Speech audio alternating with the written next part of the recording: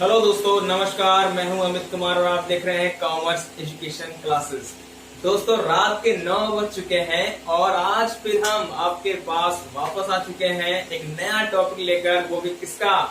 Basic accounting terms का। दोस्तों तो चलिए दोस्तों, आज हम 5 टॉपिक पे चर्चा करने वाले हैं, मतलब कहने का 5 टॉपिक।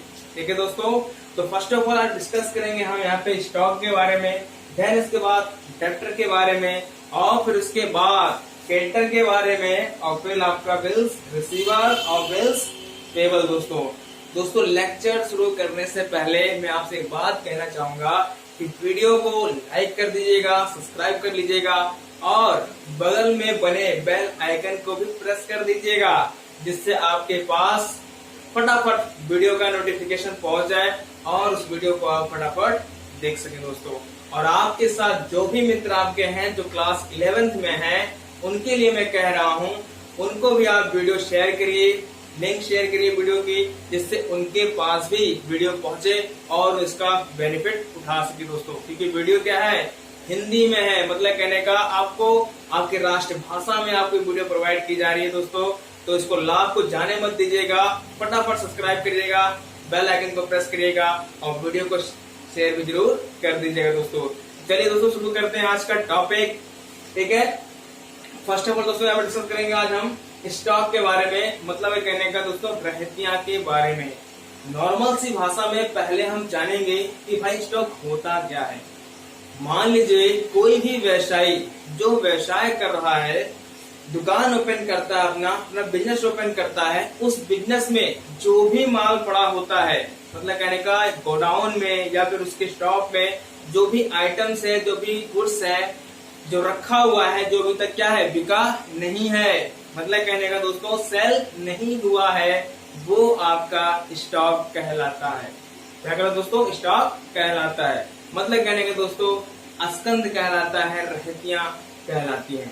ठीक है, एक बार फिर से बताऊंगा आपको, ऐसा माल जो बिना बिका हुआ है, जो बिका नहीं है अभी तक और हमारे गोडाउन में या फिर हमारी शॉप में रखा हुआ है, वो आपका क्या कहलाएगा? स्टॉक कहलाता है। दोस्तों ठीक है, अब देखिए दोस्तों यहाँ पे क्या लिखा हुआ है ऊपर बोर्ड पे, कह रहा जो माल व्यापारी के पास खाते बंद करने की तिथि पर, मतलब कहने का दोस्तों 1 वर्ष के अंत में, ऐसा वर्ष जहाँ पे खाते क्या हो रहे हैं, हमारे बंद हो रहे हैं, क्लोज हो रहे हैं। दोस्तों ठीक है, करने की तिथि पर बिना प्रयोग किया हुआ, मतलब जिसका हमने क्या किया, यूज नहीं किया है, उसका प्रयोग नहीं किया है, ठीक, या बिना बिका हुआ होता है, मतलब कहना है दोस्तों बिना बिके, मतलब कहने का सेल नहीं हुआ होता है, ऐसा माल क्या कहलाता है? आपका स्टॉक कहलाता है। मतलब रहतियां कहलाएगी, स्टॉक कहलाएगी, या फिर आपकी स्कंद।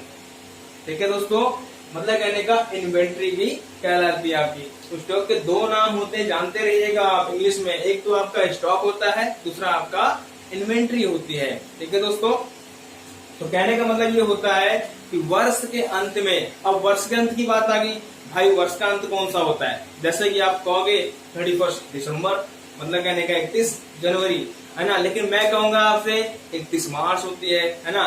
तो दोस्तों 2 ईयर होते हैं आपके, थोड़ा सा मैं डिस्कस आपको ऐसे ही ऑरली बता देता हूँ कि 2 ईयर्स होते हैं। एक तो आपका होता है फाइनेंशियल ईयर और दूसरा दोस्तों आपका होता है कैलेंडर ईयर। बात करते हैं दोस्तों फाइनेंशियल ईयर की, तो वो चलता है आपका 1 अप्रैल से 31 मार्च के बीच में, और बात करें कैलेंडर ईयर की अगर, तो वो चलता है आपका 1 जनवरी से लेकर 31 दिसंबर, मतलब कहने का दोस्तों 31 दिसंबर तक चलता है। और 1 जनवरी इसकी क्या होती है, ओपनिंग हो जाती है ना, नए साल के दिन। दोस्तों ठीक है, तो ये 2 ईयर आपके होते हैं, एक कैलेंडर ईयर, दूसरा दोस्तों आपका फाइनेंशियल ईयर। ठीक है, तो यहाँ पे वर्ष का आंसर मतलब दोस्तों 31 मार्च फाइनेंशियल ईयर से। ठीक है, मतलब कहने का वर्ष के अंत में बिना बिका हुआ माल क्या कहलाता है? आपका स्टॉक कहलाता है। ठीक है, अब बात करते हैं दोस्तों यहाँ पे कि स्टॉक तो भाई हमने जान लिया कि क्या होता है, ठीक, लेकिन इसके टाइप्स कौन से स्टॉक होते हैं वो, जैसे बात करें यहाँ पे दोस्तों 2 टाइप्स। एक तो आपका होता है ओपनिंग स्टॉक, ठीक है दोस्तों, दूसरा आपका होता है यहाँ पे क्लोजिंग स्टॉक। बात करें आपके ओपनिंग स्टॉक की, तो इसको बोला जाता है हिंदी में दोस्तों प्रारंभिक रहतियां, मतलब कहने का प्रारंभिक स्कंद। और जो आपको दिया गया है क्लोजिंग स्टॉक, इट मीन्स अंतिम रहतियां, मतलब कहने का वर्ष के अंत में जो माल बच जाता है वो आपका अंतिम रहतियां कहलाता है दोस्तों, है ना। तो यहाँ पे देख रहे हैं आपको 2 टाइप्स की मिल रही है, एक आपको ओपनिंग मिल रहा है, एक आपको क्लोजिंग मिल रहा है। अब भाई आप कहोगे कि ओपनिंग क्या होती है और क्लोजिंग क्या होती है, ठीक। तो मैंने तो बताया अभी आपको कि भाई एक फाइनेंशियल ईयर का मतलब 1 अप्रैल से 31 मार्च, ठीक। मैं समझाता हूँ आपको यहाँ पे बात करें दोस्तों। यहाँ पे देखिए फर्स्ट ईयर, 1 अप्रैल टू 31 मार्च। अब दोस्तों यहाँ पे दिख रहा होगा आपको कि भाई 1 अप्रैल से 31 मार्च हमारा क्या चलता है, ईयर चलता है, ठीक। अब यहाँ पे जो 1 अप्रैल है, ये जो 1 अप्रैल आपको दिख रहा है, यही क्या हमारी है ओपनिंग डेट होती है। इस डेट पे जो माल हमको मिलता है हमारे व्यवसाय में वो हमारी क्या कहलाती है दोस्तों, यहाँ पे ओपनिंग स्टॉक कहलाती है, ठीक। और यही माल जब बिना बिका हुआ या जिनका प्रयोग नहीं हुआ होता है, जो सेल नहीं हुए होते हैं और वर्ष के अंतिम तिथि तक मतलब कहने का 31 मार्च तक बिक नहीं पाता है, वो माल आपके क्या कहलाता है, आपका क्लोजिंग स्टॉक कहलाता है, मतलब कहने का दोस्तों अंतिम रहतियां कहलाती हैं। और यही अंतिम रहतियां क्लोजिंग स्टॉक नेक्स्ट ईयर में मतलब कहने का दोस्तों 1 अप्रैल को ओपनिंग कहलाएंगी, प्रारंभिक रहतियां कहलाती है दोस्तों, ठीक है। तो समझ आ गया आपको कि स्टॉक होता क्या है, ऐसा माल जो वर्ष के अंत में बिना बिका हुआ रह जाता है या फिर जिनका प्रयोग नहीं होता है वो क्या कहलाते हैं, आपकी स्टॉक कहलाते हैं, रहतियां कहलाती हैं, इन्वेंट्री कहलाती है दोस्तों। और टाइप्स की बात कर ले इसके तो आपको पता ही है कि भाई ओपनिंग स्टॉक, दूसरा आपका क्लोजिंग स्टॉक। ये तो हो गया ओपनिंग और क्लोजिंग, लेकिन इसके सिवा भी कुछ होता है, इसके सिवा भी कुछ होता है, तो उसकी जरा बात कर लेते हैं दोस्तों। यहाँ पे देखिए आप दिया गया आपको रहतियों के प्रकार, टाइप्स ऑफ स्टॉक दोस्तों। उसके 3 टाइप्स होते हैं। पहला आपको दिया गया यहाँ पे स्टॉक ऑफ रॉ मटेरियल, मतलब कहने का कच्चे माल का स्टॉक, कच्चे माल का स्टॉक या फिर कच्चे माल की रहतियां। दूसरा दोस्तों आपको दिया गया है वर्क इन प्रोग्रेस, मतलब कहने का चालू रहतियां, ठीक है, या फिर अर्ध निर्मित रहतियां, ठीक। तीसरा पॉइंट दोस्तों आपको दिया गया है फिनिश्ड गुड्स, मतलब कहने का निर्मित रहतियां, ऐसी रहतियां जिनका निर्माण हो चुका हो, ठीक है। तो अभी यहाँ पर डिस्कस करेंगे तीनों के बारे में, काफी डिटेल में डिस्कस कर लेते हैं, ठीक है। तो फर्स्ट ऑफ ऑल दोस्तों आपके यहाँ पे दिया गया है स्टॉक ऑफ रॉ मटेरियल, मतलब कहने का कच्चे माल की रहतियां, ठीक है। ऐसा माल जो वस्तुओं का निर्माण करने के लिए क्रय किया गया था, ऐसा माल जो वस्तुओं का निर्माण करने के लिए क्रय किया गया था किंतु उसका प्रयोग अभी तक नहीं किया गया। ऐसा माल जो वस्तुओं का प्रयोग करने के लिए किया गया था, उत्पादन करने के लिए क्रय किया गया था, परंतु उसका प्रयोग अभी तक नहीं हुआ है, ऐसे माल क्या बोलते हैं हम, स्टॉक ऑफ रॉ मटेरियल, मतलब कहने का दोस्तों कच्चे माल की रहतियां बोली जाती हैं यहाँ पे, ठीक है। जैसे मान लेते हैं भाई क्या होता है, आपने स्लीपर पहने होंगे दोस्तों, है ना। बहुत सारे एग्जांपल है लेकिन मैं आपको स्लीपर देता हूँ इसलिए क्योंकि यहाँ पे भाई स्लीपर तो हर कोई पहनता है, एक नॉर्मल व्यक्ति पहनता, सब पहनते हैं, सबके पाँव में होता है स्लीपर, है ना। तो जो स्लीपर बनता है, स्लीपर बनने के लिए जो दाना, प्लास्टिक का दाना होता है, उस प्लास्टिक के दाने से क्या बनता है, आपका स्लीपर बनता है दोस्तों। तो जो प्लास्टिक का दाना है वो स्लीपर के लिए क्या है, रॉ मटेरियल है। क्या है वो, रॉ मटेरियल है। और वही रॉ मटेरियल जब हम खरीद के लेके आते हैं और अपने गोडाउन में रख देते हैं किंतु उसका प्रयोग नहीं करते हैं वर्ष के अंत तक, है ना, तो क्या कहलाएगा दोस्तों, आपका वो कच्चे माल की रहतियां कहलाती है दोस्तों। समझ आ गया आपको। आगे चलते दोस्तों, अब आपको दिया गया है वर्क इन प्रोग्रेस। अब आप कहोगे लिखा है वर्क इन प्रोग्रेस, मतलब कहने का कार्य प्रगति पर है।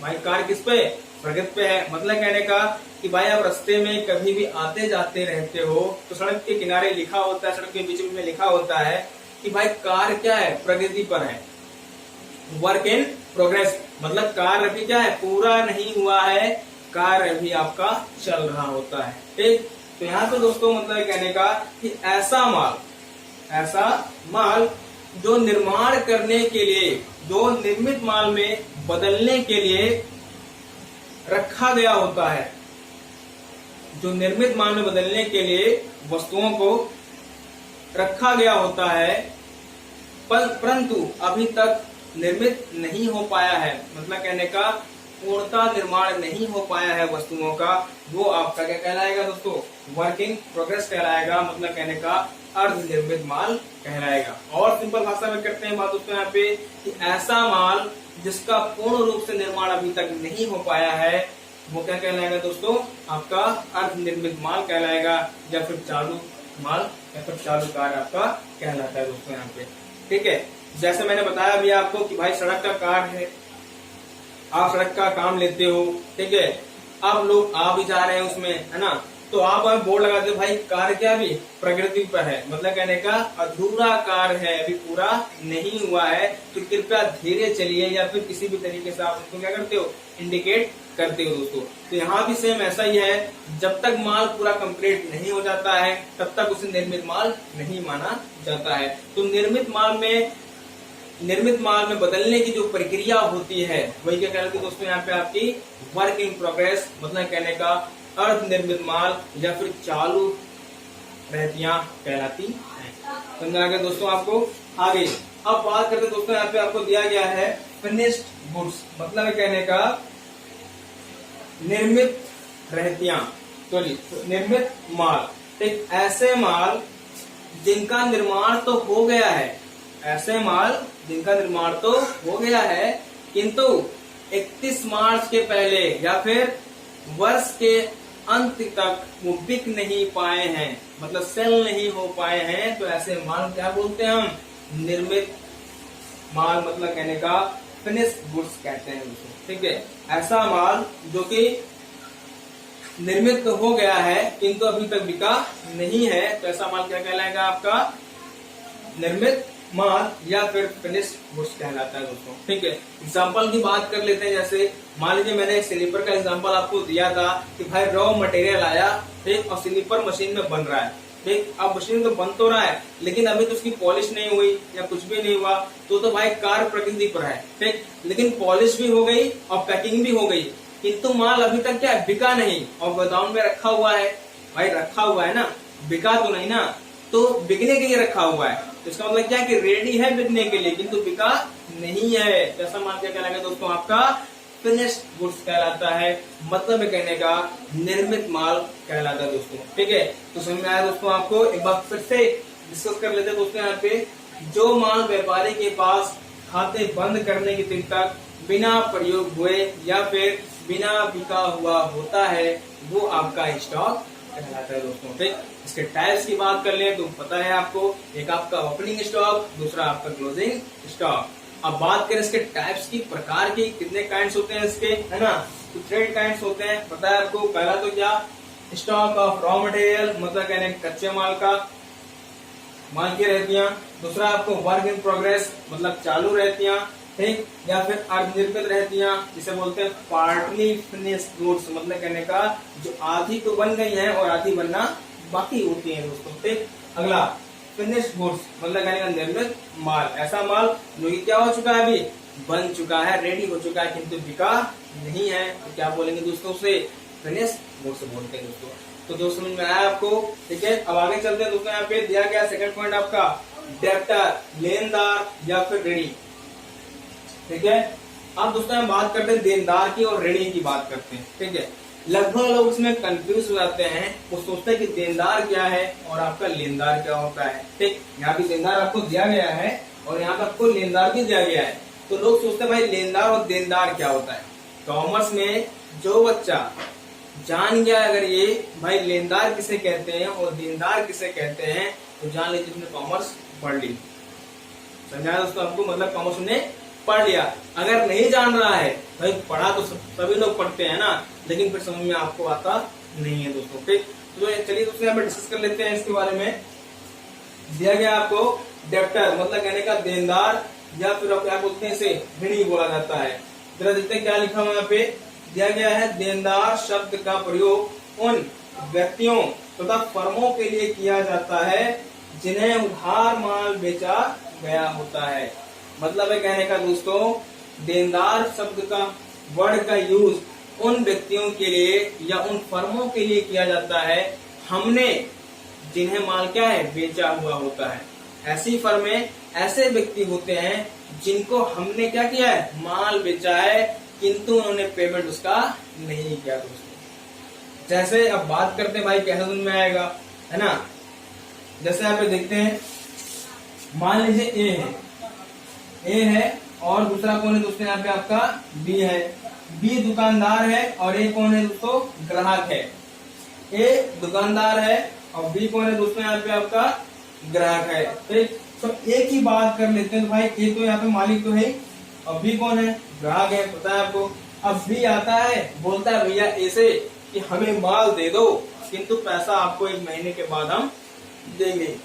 तो भाई पैसा देगा आपको, पैसा आपको देगा। ये नहीं कह रहा कि पैसा नहीं देंगे, पैसा आपको देंगे, किंतु पहले आप माल हमको दे दीजिए, है ना। तो हमने क्या कर दिया कि माल उसको दे दिया कि भाई तुम ले जाओ माल बेचो, उसके बाद लाके पैसा हमको दे देना। तो मतलब कहने का दोस्तों कि हमने तो माल बेचा उन्हें, किंतु उन्होंने हमें पैसा पेमेंट नहीं किया, उसका भुगतान हमें नहीं किया। इसका मतलब यह है कि वो भुगतान हमें क्या है करने वाले हैं। मतलब कहने का देने वाले हैं। तो देने वाले से आता क्या है भाई देनदार। कौन आता है देनदार आता है। ठीक है, तो दोस्तों समझ में आया आपको। मतलब कहने का कि जो बी है यहाँ पे किसका देनदार है ए का देनदार है। बी किसका देनदार हो गया ए का देनदार हो। क्यों? क्योंकि ए ने बी को माल बेचा, वो भी कैसा बेचा है उधार बेचा है भाई, उधार बेचा है ना। तो बी तो भाई क्या हो गया ऋणी हो गया, कर्जदार हो गया, मतलब उसको पैसा देना है। तो देना है मतलब हमें मिलेगा, इसलिए कौन है ये बी देनदार है। और किसका देनदार है हमारा देनदार है। किसका देनदार दोस्तों हमारा देनदार है। ठीक है, और हमें मतलब पैसा हमें मिलना है, और जब मिलना है तो तरीके से हमारी जो संपत्ति होती है एसेट्स होती है, और इसे हम बैलेंस शीट के करंट एसेट्स में शो कर देते हैं दोस्तों। ठीक है, अभी ये जो मैटर है थोड़ा सा कम समझ में आपको आए, ठीक है, कि भाई इसे कहाँ शो करते हैं। ठीक, लेकिन फिर भी मैंने आपको थोड़ा सा बता दिया है। ठीक है, लेकिन अभी आप सिर्फ ये जानो कि देनदार कौन होता है। ठीक, ऐसा व्यक्ति या ऐसी कंपनियां या ऐसे फर्म हमने जिन्हें माल बेचा होता है, वो भी कैसा उधार, वो पेमेंट करने वाला है, मतलब देने वाला है। आज नहीं तो कल देगा, कल नहीं तो परसों देगा दोस्तों, है ना। तो देने वाला है मतलब कहने का देनदार है। कौन है दोस्तों देनदार है। तो देनदार है, ठीक, तो उसे क्या बोलेंगे हम यहाँ पे देनदार बोलेंगे। तो देनदार शब्द का प्रयोग उन व्यक्तियों तथा फर्मों के लिए किया जाता है जिन्हें उधार माल बेचा गया होता है और जिन्होंने पेमेंट नहीं किया है, किंतु भविष्य में पेमेंट वो करेंगे दोस्तों। ठीक है, तो समझ आया आपको।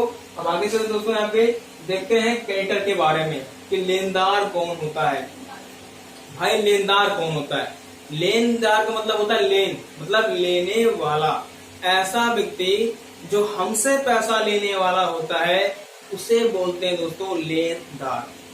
क्या बोलते हैं दोस्तों से लेनदार, जो हमसे पैसा लेने वाला होता है दोस्तों। ठीक है, जैसे मान लेते हैं क्या कि भाई हमारी दुकान है, हम जाते हैं किसी व्यक्ति के पास जो हमसे बड़ी दुकान रखता है, उससे बोलते हैं कि भैया हमको माल दे दो। कहते हैं दोस्तों हमको माल दे दो और पैसा आपको बाद में पेमेंट कर देंगे। ठीक है, वो बोलता है भाई आप माल ले जाओ, ठीक है, बेचो, फिर बाद में जाकर पेमेंट हमको कर देना। ठीक है, तो आप माल लेके आते हो, आप बेच रहे हो, है ना। मतलब उधार माल क्रय किया आपने। कैसा माल क्रय किया दोस्तों आपने उधार माल क्रय किया है। जिससे क्रय किया है उसको आप क्या करना है पेमेंट करना होता है। तो भाई लेने वाला है, कौन लेने वाला है वो व्यक्ति लेने वाला है जहां से आप माल खरीद के लेके आए हुए होते हो। तो इट मीन्स वो कौन बन गया, आपका लेनदार बन गया। सेम ऐसा ही है दोस्तों, इसी का उल्टा है। इसीलिए लोग क्या होते हैं, कंफ्यूज रहते हैं कि भाई लेनदार कौन है और देनदार कौन है। ठीक है, अभी मैं आपको एक लाइन में क्लियर कर दूंगा कि लेनदार कौन है और देनदार कौन है, लेकिन फिलहाल उसके पहले आप समझिए थोड़ा सा कि भाई होता क्या है ना। देखते हैं, आपको दोस्तों दिया गया आपको लेनदार शब्द का प्रयोग उन व्यक्तियों तथा फर्मों के लिए किया जाता है। लेनदार शब्द का प्रयोग उन व्यक्तियों तथा फर्मों के लिए किया जाता है जिनसे उधार माल क्रय किया गया हो, जिनसे उधार माल क्रय किया गया होता है, परंतु उन्हें भुगतान नहीं किया गया, परंतु उन्हें भुगतान नहीं किया गया। मतलब कहने का दोस्तों कि भाई हम तो गए माल ले आए लेकिन हमने पेमेंट नहीं किया, लेकिन जब माल लेके आप आते हो तो पेमेंट तो आपको करना ही पड़ेगा। मतलब कहने का कोई ना कोई पैसा आपसे लेने वाला है, तो मतलब क्या दोस्तों आपका वो लेनदार हो गया। क्या हो गया दोस्तों, लेनदार हो गया। ठीक है, आप देखते हैं दोस्तों यहाँ पे, जैसे मान लीजिए दूसरा भी, तो दोस्तों यहाँ पे ए मान लीजिए हम लोग हैं, कौन है, मान लीजिए हम हैं, ठीक है, और बी कौन है दोस्तों, मान लीजिए दुकानदार है। ठीक है, मतलब कहने का ये हम हैं ए, ठीक, और ये बी है जहाँ से हम माल खरीद रहे होते हैं, जिससे माल हम खरीद रहे हैं। तो हम इसके पास जाते हैं और बोलते हैं भैया एक काम करिए, हमको माल दे दीजिए, हमारे पास पैसा अभी नहीं है और आपको बाद में पेमेंट कर देंगे, है ना। तो बंदा क्या करता है, एग्री हो जाता है और ये बोलता है कि भाई चलो ठीक है, आप माल ले जाओ, पैसा हमें आप बाद में दे देना। तो भाई पैसा जब आप बाद में दोगे, है ना, मतलब कहने का उधार माल आप परचेज करते हो, क्रय करते हो, तो उधार क्रय कर रहे हो, तो ये कौन बन गया, आपका लेनदार बन गया। क्यों, क्योंकि ये पैसा आपसे लेने वाला है, पैसा आपसे क्या दोस्तों लेने वाला है, इसलिए बी कौन बन जाएगा, यहाँ पे लेनदार बन जाएगा। ठीक, तो मैं दोस्तों आपको, जैसे मान लीजिए भाई 10,000 का माल, ये तो मान लो 10,000 का माल ले लेता है बी से, है ना, बी से खरीद लिया, तो बी कौन बन गया इसका दोस्तों, लेनदार बन जाता है। ठीक, अब एक लाइन की मैंने बात कही थी कि आपको समझ में आएगा कि भाई लेनदार कौन है और देनदार कौन होता है। ठीक है, अब हम अपने आप को मानते हैं ए, हम किसको मानते हैं, अपने आप को ए मान लेते हैं। तो ए तो हम दुकानदार हो गए, कौन हो दोस्तों, दुकानदार हो गए। ठीक है, हमने जिन व्यक्तियों को माल बेचा है, हमने जिन व्यक्तियों को माल बेचा हुआ है, ठीक है, या फिर जिनको हमने पैसा दिया हुआ है, जिनको हमने उधार पैसा दिया हुआ है या हमने उधार माल बेचा है, पर उन्होंने क्या किया, पेमेंट नहीं किया, अभी तक पेमेंट नहीं किया वर्ष के अंत तक, तो दोस्तों वो क्या कहलाएंगे, हमारे देनदार कहलाएंगे। मतलब कहने का वो पैसा देने वाले हैं। तो मैं दोस्तों दूसरा पॉइंट लेनदार की बात कर लेते हैं। ऐसा व्यक्ति जिसका है, मतलब मैं तो दुकानदार हूं ना भाई, माल हम क्यों खरीदते हैं, बेचने के लिए या फिर खरीदने के लिए। हमने जब किसी को बेचा वो भी उधार, तो क्या कहलाएगा आपका, वो देनदार कहलाता है। लेकिन हम भी तो कहीं किसी से माल क्रय करके लेके आएंगे, तो जिससे हमने माल क्रय किया है, जिससे क्रय किया है वो भी उधार है और हमने पेमेंट उसको नहीं किया है। इसका मतलब क्या दोस्तों, वो हमसे लेने वाला है। तो लेने वाला मतलब क्या है कि क्या कहलाएगा हमारा, वो लेनदार कहलाएगा दोस्तों। तो समझ में आया दोस्तों आपको देनदार कौन है और लेनदार कौन है। ठीक है, अब आगे चलिए दोस्तों, यहाँ पे अगला पॉइंट आपको दिया गया है प्राप्य विपत्र, मतलब कहने का बिल्स रिसीवर। अब दोनों दोस्तों, अगर आपने देनदार और लेनदार को अच्छे तरीके से समझ लिया होगा, तो यहाँ आपको प्राप्य विपत्र मतलब कहने का बिल्स रिसीवर और देय विपत्र मतलब कहने का बिल्स पेबल भी आसानी से समझ में आ जाएगा दोस्तों। ठीक है, ये दोनों कंडीशन दोस्तों एक जैसी ही होती हैं। ठीक है, जैसे बात करें दोस्तों, यहाँ पे दिया गया आपको प्राप्य विपत्र मतलब कहने का बिल्स रिसीवर। जैसे यहाँ पे देखते हैं आगे, एक विनिमय विपत्र उस व्यक्ति के लिए प्राप्य विपत्र कहलाता है।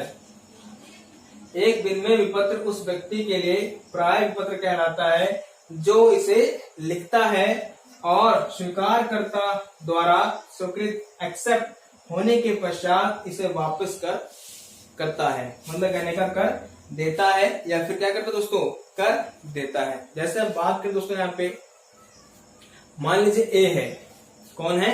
ए है। ठीक, ए बी को माल बेचता है और वो भी कैसा? उधार बेचता दोस्तों। सेम कंडीशन दोस्तों यहाँ पे है ऐसे।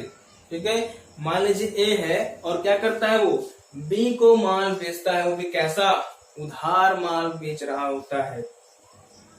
अब भाई उधार माल तो बेच दिया, ठीक, लेकिन उसके बदले में भाई कुछ तो आप दोगे नोटिस के रूप में, ठीक है, या फिर उसके प्रमाण के रूप में कि भाई माल बिक गया है। कितने का माल बिका है? 10,000 का है या 15,000 रुपए का है। ठीक, अब कब आपको भुगतान करना है ये भी आपको डिसाइड करना पड़ता है। ये तो है नहीं कि भाई आप माल ले जाओ, जब इच्छा के आप पेमेंट उसका कर देना, ऐसा तो बिल्कुल नहीं होता है ना।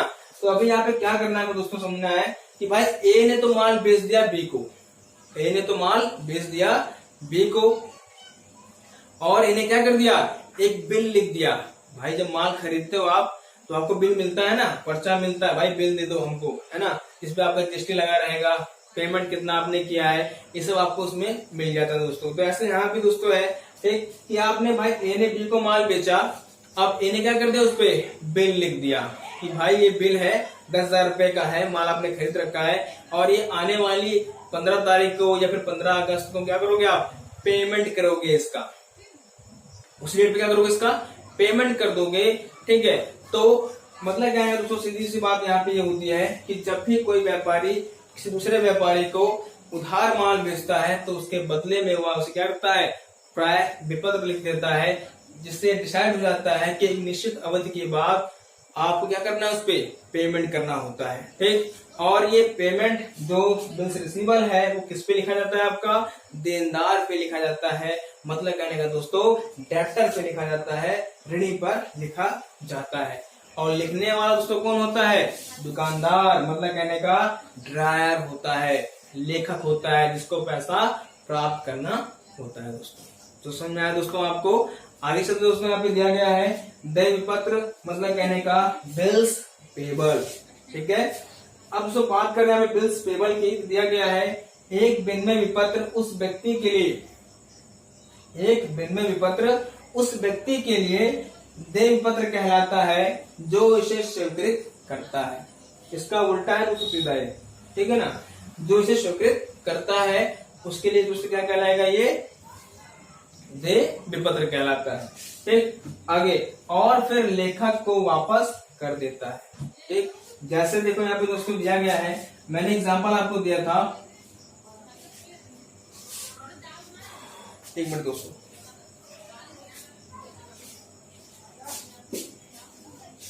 मैं ऐसे मिटा दे रहा हूं। मान दोस्तों आपका ए है और कौन है? ये बी है दोस्तों, ए और बी है। ठीक, ए ने बी को माल बेचा है, ठीक, और बी ने ए से माल खरीदा है। तो जो ए होगा, ठीक है, ये कौन है दोस्तों? आपका ड्रायर, मतलब कहने का दोस्तों लेखक, बिल लिखने वाला। और जो बी है दोस्तों आपका, ये कौन है? आपका स्वीकर्ता, मतलब है कहने का दोस्तों ड्राई, स्वीकार करने वाला, बिल स्वीकार करने वाला। ठीक है, अब यहाँ पे बिल लिखा गया किसके ऊपर दोस्तों? बी के ऊपर। बी ने ए से माल खरीदा है और ए ने बी को माल बेचा है। ठीक है, तो ए जब बिल लिखेगा बी के ऊपर, ठीक, तो बी क्या करेगा? इसको स्वीकार करके ए के पास वापस भेज देगा। ठीक है, तो ए जो है, ए लेखक है और यहाँ पे बी कौन है? स्वीकार करता है, मतलब कहने का क्रेडिटर है। कौन है दोस्तों यहाँ पे? सॉरी दोस्तों यहाँ पे, ठीक, तो ए जो है कौन है यहाँ पे? लेखक है आपका, और बी कौन है दोस्तों यहाँ पे? आपका स्वीकार करता हो गया। ठीक, मतलब कहने का कि ए के लिए बी देनदार है। कौन है दोस्तों यहाँ पे? देनदार हो गया। कौन है दोस्तों यहाँ पे? देनदार, मतलब पैसा देने वाला होता है। भाई तो प्राप्त की बात हो गई है ना। लेकिन कैटर में क्या है कि भाई ये स्वीकार कर रहा है। कौन स्वीकार कर रहा है दोस्तों? बी स्वीकार कर रहा है। और वापस कौन करेगा? बी। किसको वापस करेगा? ए को बिल स्वीकार करके वापस कर देगा। तो बी के लिए क्या हो जाएगा दोस्तों यहाँ पे? देय विपत्र। लेकिन बी के लिए ए कौन है? ये है दोस्तों आपका लेनदार। कौन है दोस्तों? ये लेनदार हो गया यहाँ पे। समझ में आया दोस्तों आपको? ठीक है, तो ए दिया गया है, बी दिया गया है। ए ने बी को माल बेचा है, ठीक, और बी ने क्या कर लिया, ए से उधार माल क्रय कर लिया, है ना। तो जो ए है वो लेखक हो गया और बी उसके लिए क्या होगा दोस्तों, यहाँ पे देनदार होगा, ठीक है। और लेकिन जो बी है उसके लिए ए कौन होगा, लेनदार होगा दोस्तों, ठीक है, क्योंकि पैसा कौन लेने वाला है, ए लेने वाला है, और देने वाला कौन है, बी है। इसका मतलब दोस्तों कौन है, देनदार हो गया, ठीक है दोस्तों। तो दोस्तों आई होप कि ये वीडियो आपको बहुत अच्छा लगा होगा और आपको समझ में भी आया होगा दोस्तों, ठीक है।